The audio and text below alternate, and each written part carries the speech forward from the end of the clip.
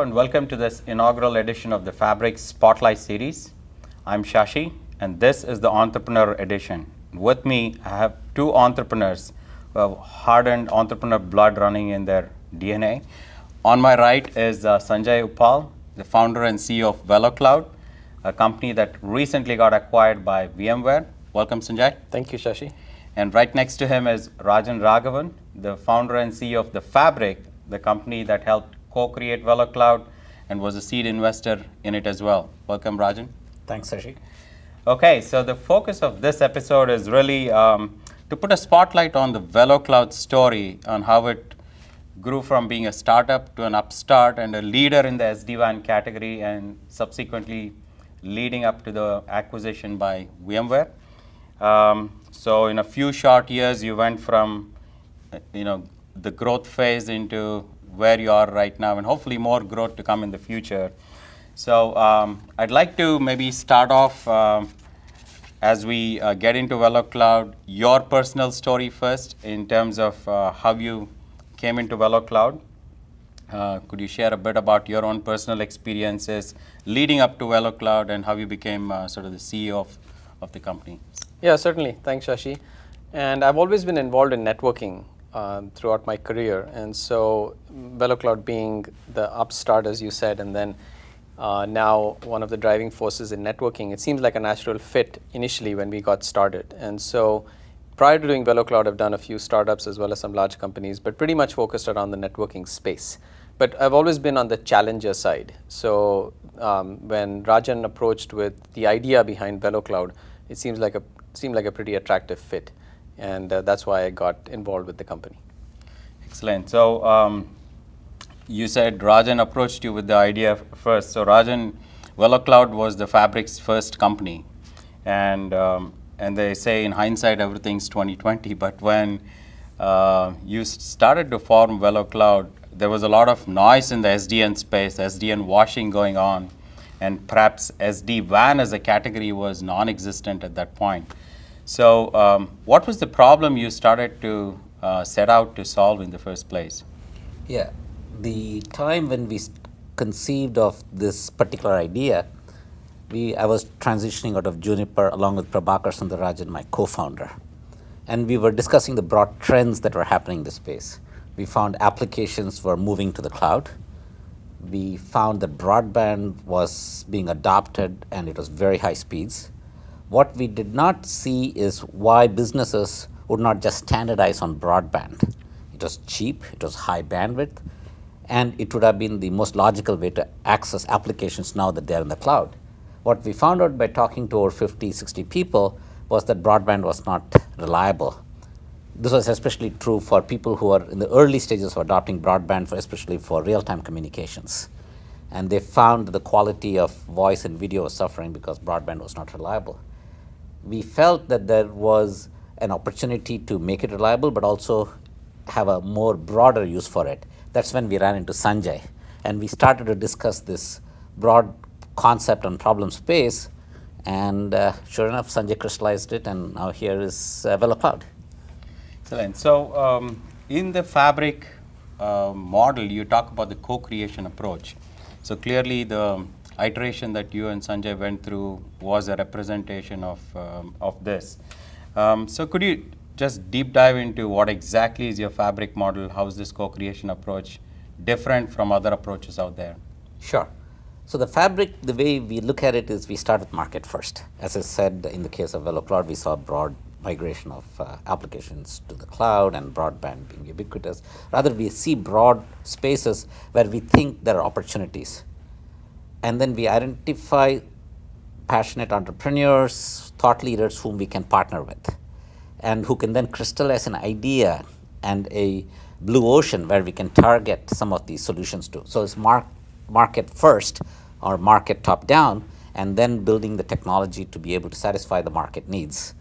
That makes Fabric very unique. This co-creation approach, what we call as co-creation, we work with the entrepreneurs. We help them work along with them to identify not just the product, but also the go-to-market approach, pricing, etc. This creates for the entrepreneurs as well as for the subsequent Series A investors a much more risk-adjusted, low-risk way to bring a company to fruition, and we provide a platform by which entrepreneurs can enjoy greater success. That is the theory, and luckily and thankfully, Sanjay made it work, and that made Fabric look very good. So clearly, you guys ran into each other. In some ways, it was serendipity at work. But what exactly was the pitch Rajan gave you? How did VeloCloud come into being, Sanjay? Actually, it was kind of funny. So we ran into each other at a Thai event, and Ajit Maya, who is co-founder at VeloCloud, and I, we happened to be there at one of the Thai events. And honestly, we went to that particular event because of the food. So we were hanging around at the event, and then Prabhakar Sundarajan happened to notice me. And prior to this, I was doing a gig in India. And so he looked at me and said, "Sanjay, you're back. What are you doing?" And kind of in a moment of weakness, I said, "Actually, nothing." I was about to chew onto a gulab jamun. I said nothing. And he looked at me and said, "I have something for you." And then Rajan was there, so he went and muttered something to Rajan, and then one thing led to another, and the next thing I was doing was I was meeting Rajan and hearing about the idea. And so the gulab jamun turned out to be VeloCloud. That's right. So you talked about Ajit and you being at the Thai event, and Ajit is your co-founder. So for most people starting a new company or forming a new startup, the team is very critical. And I know you, Ajit, and Dan, Steve, and others, you were the core foundational team, and you stuck through thick and thin. So how do you build such teams, and how do you keep them over the course of this roller coaster journey? Yeah, so there's Steve Wu, who was discussing this idea with Rajan and Prabhakar even prior to my becoming familiar with it.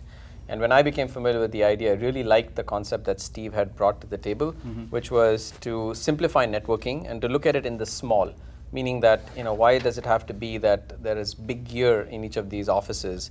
It can be made really small and move most of the computing into the cloud.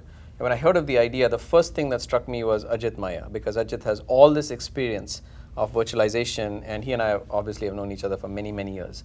And so it was even without a lot of planning that the three of us got together, because I knew that without a team like this, it is just simply not possible to hit the ball out of the park. So that's kind of in the DNA of the company.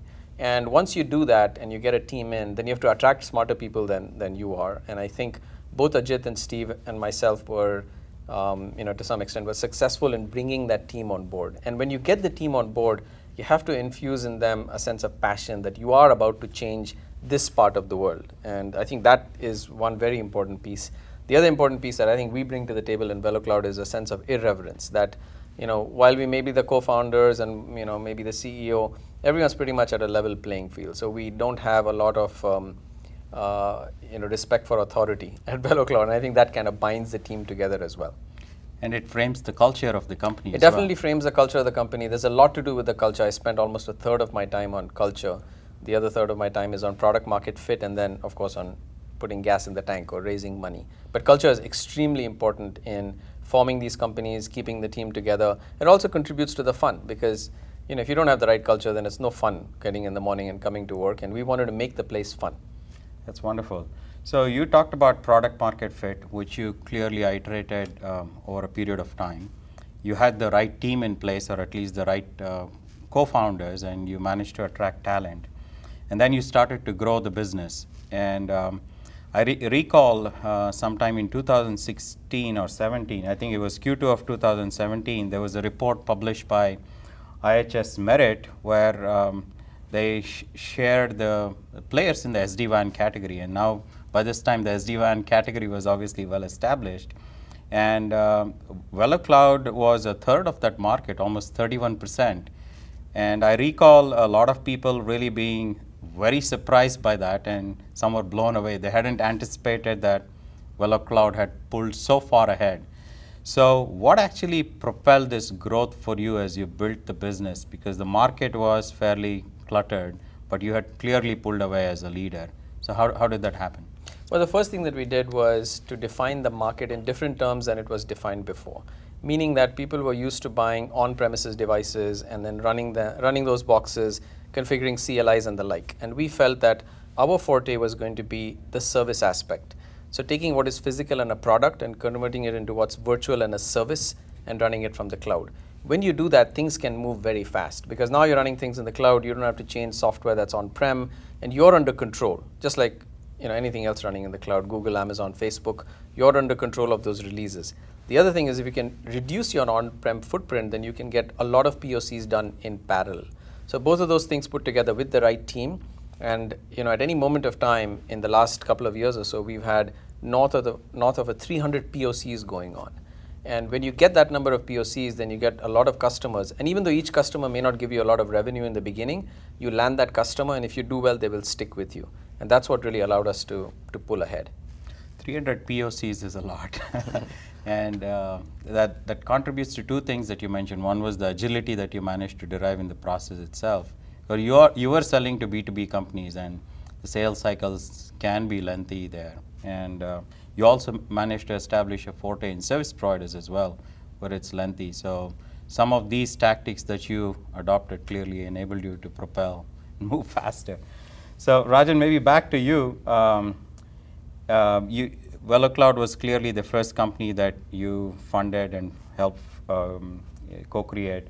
But then you went and onboarded other companies as well as part of the Fabric portfolio. You had Fabric 2, and more recently you announced Fabric 3 as well. So how has the Fabric model itself evolved from the time that you originally envisioned and brought up VeloCloud to now? Is it more of a cookie cutter model, or have you iterated? How are things going on right now? Clearly, the Fabric model was very unique to begin with, or at least we were attempting to make it unique and different than what was there. The Fabric, between Fabric 1 and Fabric 2, we have created 8 companies. The success of the Fabric model has been established in that we exited 3 of the first 4 companies in Fabric 1. And the Fabric 2 companies are also doing extremely well, if I were to say so myself. What really we saw as we go through, I must say that VeloCloud certainly set the pace of what happens and the culture, and it was quite impactful to observe how they were evolving.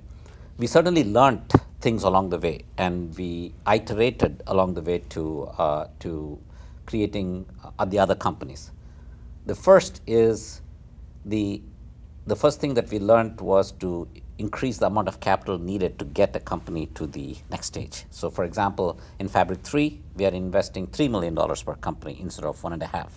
This allows the entrepreneurs to focus on creating the ideas and take it to the marketplace and not worry about immediate capital raises. The second is we also said we should broaden the thinking and the portfolio. When we started VeloCloud, we were looking ourselves as a cloud networking, then a cloud infrastructure play. We now look ourselves as a cloud and IoT infrastructure play along with security. And what's happening for Fabric 3 is it's also a multi-cloud play. It is also ability to go after blockchains and all of that. So broadening the vision is the other part of the thing. The third, which as Sanjay pointed out, is culture is very important. We try to coach our teams on the importance of culture. These are the things that we learned along the way, and hopefully we get more successes as we apply these learnings into these companies. And clearly the learnings that you have trickles down into the portfolio companies as well, so the culture gets amplified in a way. Yes. So I want to keep the thread on funding, even as the Fabric has evolved with different funding activities.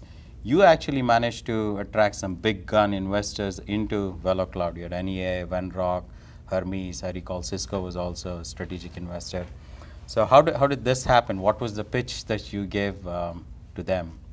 Well, the pitch actually changed by the stage of the company. So the Series A was done by NEA, and my co-founder Ajit had a very good relationship with our main investor from there, which was Kitu Kolori. I knew him as well. We used to play tennis many years ago. And so it was over a beer at Jake's, and he liked the idea, and right there over a few slides he said, "That's great, I'm going to fund it," which we were not expecting, honestly, because Kitu made a snap decision. There were a few other people as well who were invested at that point, who were interested at that point, but Kitu moved really fast, and before we knew it, we had a term sheet and we were off into the races. So that was Series A. B was more about, well, what traction have you gotten so far in terms of early adopters coming in and validating, is there a real problem over here, and do they like what you've been able to provide them? And then C was more about, what's the momentum that you've been able to get, what's your ARR, and where have you been at? And then D was about growth. So it really depended on what the stage was, but we were pretty fortunate that at every stage we were oversubscribed from one standpoint or the other. And in the latter stages, we were able to attract some strategic investors, which helped us in growth, particularly in areas that are not core to us, like going and expanding in Asia Pacific. So we were able to get Telstra as an investor. So wherever places that we wanted to expand in, we were able to get some strategic investment. That's actually wonderful. Obviously, personal relationships help when you're going and getting an investment round. And if you're not expecting an investment and you get it, then that's double the surprise. Is there a situation where you had actually got to say no to certain investors because you're getting oversubscribed? And how do you, without naming anybody, how do you sort of choose one investor over the other?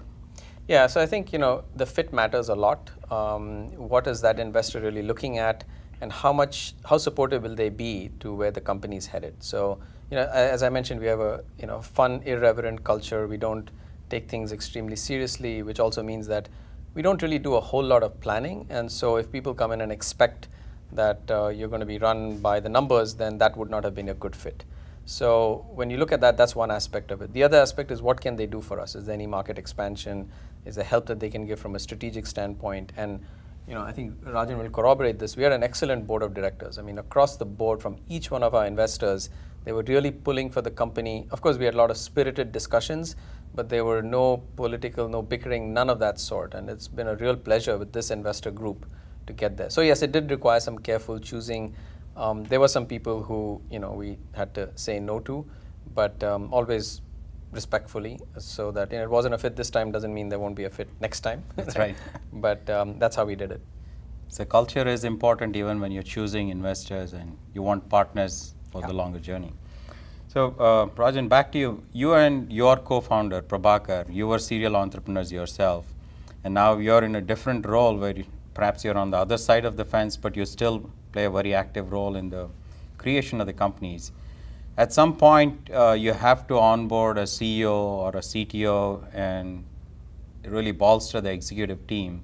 So what is your philosophy towards hiring talent? Sanjay talked about his core team. What is your top 3 things that you look for when you onboard a CEO? The first thing is the founding team is extremely critical in the success of a startup. This applies not just to fabric co-creating companies. This applies to the personal experience of both Prabhakar and myself, where we have founded between us for about 8 or 9 companies. And we know how important passion is. So the first thing is the core team, whether the CEO comes in later or comes in along in the founding process, as Sanjay did, you have to have passion for the space, passion for the idea. That is very, very important. The second part of it is obviously the competence, the technical depth, the go-to-market and the reputation, all of that matters. So that is the second part of it.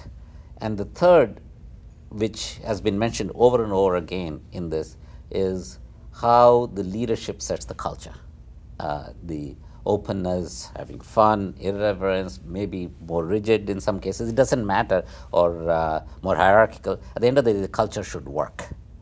And so we look for the combination of these, and certainly to make sure that the teams gel together. That is very important. Steve Wu, whom we started to work with initially, and then Sanjay, who came and joined later, they quickly bonded with each other. That kind of chemistry is very, very important. So we look for that the chemistry comes into play. And that serves as the foundation for the company that does get built. And for you, Sanjay, you were clearly on a growth trajectory. You had raised multiple rounds of funding, and you had at each stage in Series D, you mentioned business metrics. So clearly your investors were quite happy with the metrics that you were demonstrating. And obviously you must have been at a crossroads in terms of either taking a company public or maybe raising more money and having more growth. So what was the reason you agreed to be acquired by VMware, and why VMware? So I think one of the most difficult decisions a CEO has to make is when to sell the company, whether to sell it at all, and whom to sell it to, right? So I think we were at the point where, interestingly enough, as it's not like some people have speculated that the company was running into trouble. In fact, the opposite. The company was doing well, but the market was growing really fast. And so the decision that I had to make is there a way that we can grow faster in this market than on our own? And that was the primary decision. So once that decision was made, well, either you can pull towards an IPO, or you can partner with somebody that has access to market. And when you look around for people who have access to market, there's only a small number of folks in this particular market that have access. By access, I mean access to the enterprises who purchase in this market. So when I looked at that, there was a short list of people. And it wasn't like we reached out. There were lots of inbound interest and inbound requests coming in. And one of them was VMware. So once you decide that, okay, this might be a good time, it may or may not be. It just depends on what the specifics are. Then it is, what's the fit with the company? And the fit to me primarily was, how quickly can this company help VeloCloud grow in this incredible space? And VMware was the best fit. And the reason they were the best fit is, when you think of virtualization, you think of the cloud, the first company you'll think of is VMware. Yes. So we felt that we are not a box-based company. In fact, we're all about getting rid of the boxes. And so the VMware part made really good sense. The other is, how good is the GTM fit within the company? So are there other products within the company that we can align to, or are there other competing products where we are going to have to go in and battle it out and stuff? And VMware had no competing product at all. So it's just a white space where we could plug in and fit into what they already had. And the third thing was the welcoming nature of VMware, which really talks more about the cultural fit, which was also very important to us. So when we went there and had the initial few discussions, and I met with them, I mean, it was just made a lot of sense compared to other folks who had reached inbound. So those three things put it together, and of course they gave us a good deal.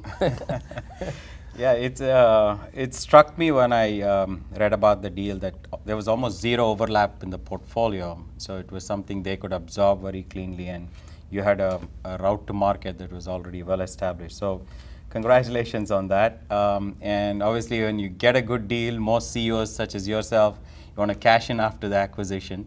But you put out a blog and a statement saying you don't intend to do that, and you view this as a pit stop. So what was your philosophy behind that? So, in my philosophy, you don't get that many chances in my career. Maybe Rajan gets a lot more chances, but in my career, you get a few chances to hit the ball out of the park. And this is clearly one of them. There's a massive disruption going on in the service provider space as well as in the enterprise networking space to move physical product that's been building up there for decades, and to move that into the cloud and run that as a service happens very, very, very seldom. And so, wanted to grab onto this opportunity and not look at getting acquired as being the exit. To me, that's not the exit, because we want to continue to grow. It's very early stages in this SD-WAN game. I mean, we may be number one market share leader, but there's about 15 million more endpoints to get. So it's still very, very early. So when I look at that, it really defines to me that with this team that I have at VeloCloud, just happens to be now that we are at VMware, we want to continue on that journey and show that we can continue to be number one in this space. And that's why it's a pit stop, because with VMware, we get a bigger engine, we get a new set of tires, we get more gas in the tank, and we get this huge team that's cheering us on.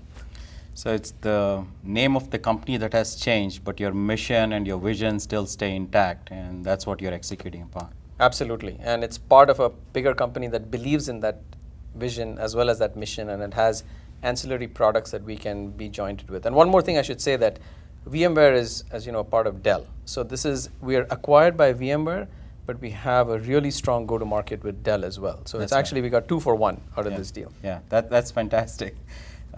So congratulations again on knocking it out of the park. And you mentioned this is a pit stop. I want to change the track just a little bit to Pitfalls. So obviously, when you're growing this company at breakneck speed over several years, in fact, quite a few learnings come in. You learn on how to do things in a certain way, but you also learn how not to do certain things. So what are some of the pitfalls you would put in front of others to avoid based on your learnings for people that are watching this video series? Yeah, so I've had a bunch of failures prior to VeloCloud as well. So I used all of the learning of what not to do from those places and applied it of what to do at VeloCloud. Luckily at VeloCloud, we've actually not had to pivot. We've not had to make, let people go. We've not had any major changes of direction. And it's not just because, we did well, it's because we timed the market and the market was there. Had we done all of this and the market had not been there, we wouldn't be sitting over here having this discussion with you. So it's a confluence, it's a combination of luck, foresight, and execution that got us to this stage.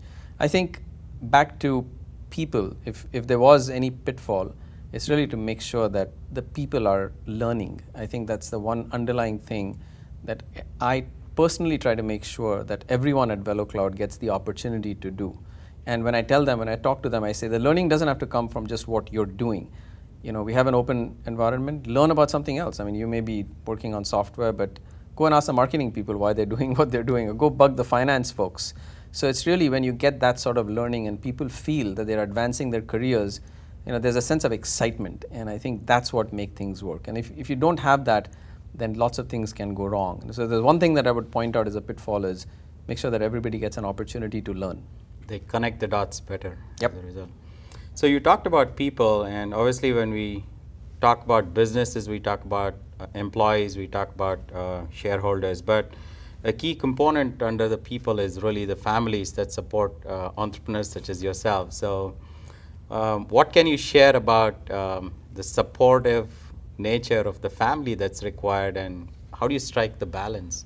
How do you maintain the balance? Well, I've been extremely fortunate that family has been very supportive, and my work-life boundary has been very amorphous, meaning that what I enjoy doing at work, I also enjoy doing at home, playing around with these gadgets and networking and things of that sort. So it's been a real pleasure. It's not when I come to work I feel like I've left one realm and come into a different one. It's not like that at all. I just feel that it's a continuum, and it's been very supportive. Have had all the full support from my family as well. So Rajan, with VeloCloud really being such a stellar success, what's next for the Fabric in terms of replicating this success? You already mentioned 2-3 exits. How do you take this and bottle it up and unleash the genie? I'm not sure quite that the formula is actually that buttoned down that you can easily replicate. You have to have a lot of luck, serendipity, timing, all of that matters. So all of those are not easily replicable. However, we do see promising companies. For example, IoT is an enormously growth space. We see enormous opportunities in that space. So we have a couple of companies in that area. They're all growing very rapidly. We hope that they will be as successful. That's all we can say. But certainly they have the ingredients to happen. And also, as you look at Fabric 3, as I mentioned earlier, you can see some broad trends. And in this case, you can see broad trends toward drones coming along, blockchain coming along. Hopefully you're making money in Bitcoin. I haven't. But and also the fact that multi-cloud has become big. Everybody was talking 3 years back whether public cloud is the way to go. Now there are established multiple public cloud vendors. There is private cloud. So any product that comes out now has to incorporate multiple clouds in their thought process. We see a lot of white spaces opening up. So we see opportunities. And we also see a lot of entrepreneurs who are now approaching us. We get referrals from strategics. We get referrals from the network of people we are associated with, advisors. And also the fact that we have been in this industry for a long time, we are able to now harness some of the very talented people that we have worked with in the past. So I see very exciting times, actually. That's the reason it motivated both Prabhakar and myself to start Fabric 3. Fabric 1 is there, Fabric 2 is there. We have had some reasonable success in our own entrepreneurial career, but we still see we have energy for a few more startups. Excellent. So Sanjay, any parting words for entrepreneurs that might want to follow in your footsteps? Well, I'd say this, that one of the things I tell all of my employees when they come in, that I have a pet movie and I make them watch it. So one of the things as a CEO, one of the few privileges you get is you can foist your own opinions on others in certain areas.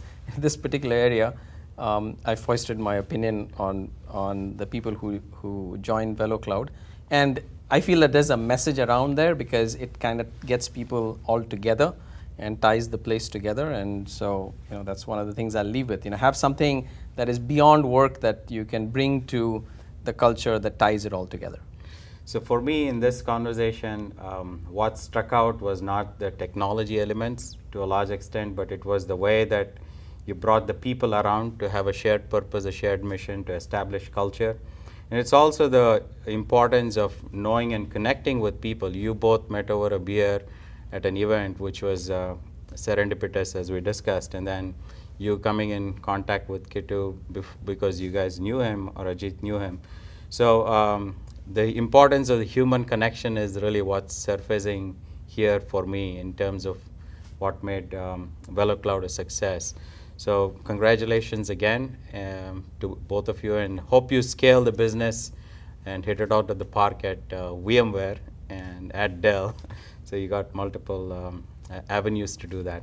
So with that, I want to thank you, Sanjay, for joining us and for your time. Rajan, thank you. Thanks, Shashi. We Appreciate will it. be back, and congratulations, Sanjay. with another of the Fabric Spotlight series shortly. So stay tuned, and you can watch for more information at the website on fabricnet.com. Thank you. Have a good day.